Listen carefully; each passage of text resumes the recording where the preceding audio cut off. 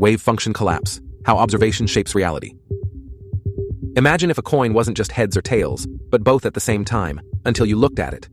This is the strange world of quantum mechanics, where particles exist in multiple states at once, described by something called a wave function. But the moment we measure them, something weird happens. The wave function collapses, and the particle chooses a definite state.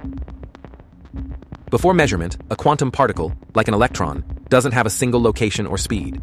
Instead, it exists in a superposition of all possible states, described by its wave function, a mathematical equation that represents all the probabilities of where it could be.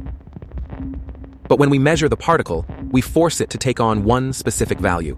This is called wave function collapse, and it's what turns quantum possibilities into actual outcomes. It's why, in the famous double-slit experiment, an electron behaves like a wave until we observe it, at which point it behaves like a particle. This raises deep questions. What causes the collapse? Does it happen when a human observes it? When a machine measures it? Or does something else force the wave function to choose?